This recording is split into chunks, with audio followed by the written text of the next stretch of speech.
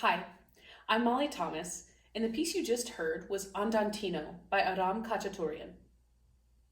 This beautiful piece would be a wonderful addition to your studio, and today we're going to dive a little deeper into a few details that can get you and your students started. This video is intended to go alongside the blog post where I give even more details about getting this piece started with your intermediate level student. The first step I recommend is playing it for your student as I did for you all. Playing a beautiful example can give your student an idea of the final product of the piece. Andantino is the first piece of a collection titled Album for Children.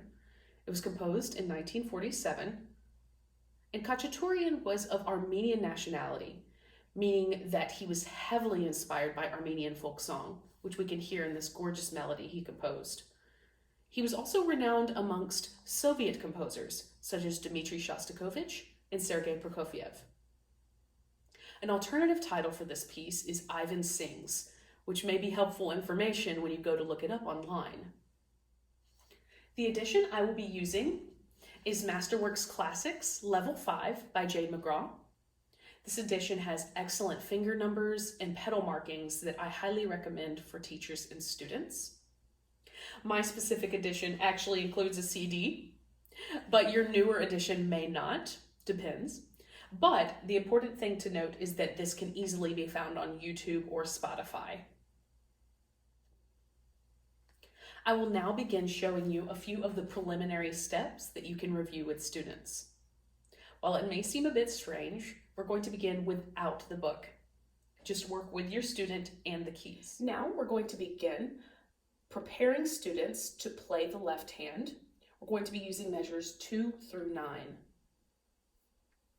Start by having the student play the bass note out of rhythm.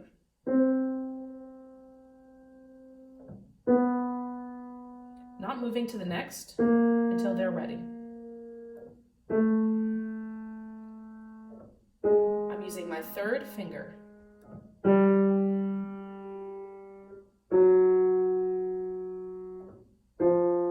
Make sure students play a whole step at the very end, moving to E flat. Now, step 2, play and hold each note for 4 beats. 2, 3, 4, 1, 2, 3, 4. Make sure to count for your student so that they can focus on having the best quality possible.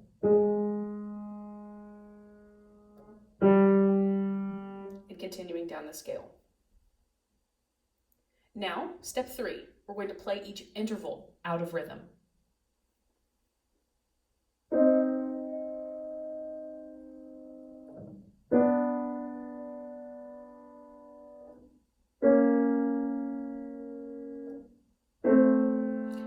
Make sure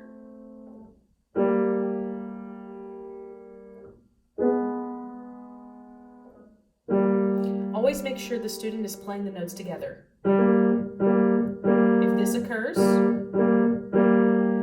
make sure that you stay there on this step until your student can successfully play the notes together.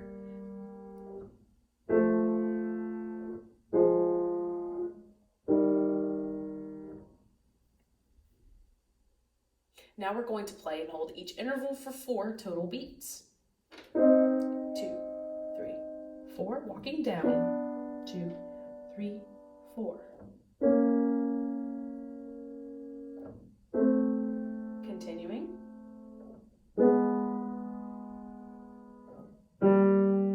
Continuing down the scale. Remember, don't move on until your student's comfortable. Lastly, the final step is play all 4 beats at a slow tempo. Now, something important to note. In measure 8, we only have 2 beats.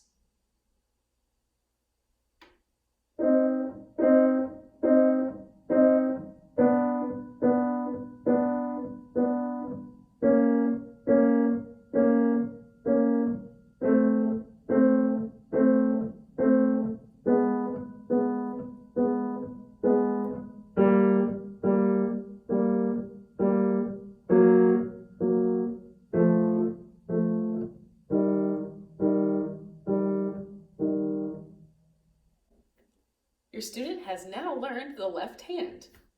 Repeat this with the remainder of the piece. Would you believe that you can start incorporating artistry and musicality from the beginning?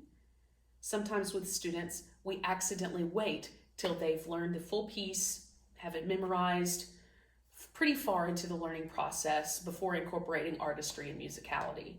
But we can do this from the very beginning. It can be easy for students to fall into the trap of making each note sound the same. A way to remedy this is by giving a slight emphasis on the downbeat and following a crescendo or diminuendo when indicated.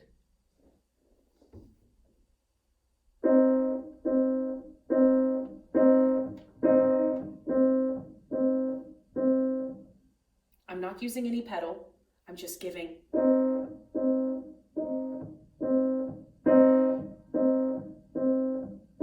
a little extra emphasis.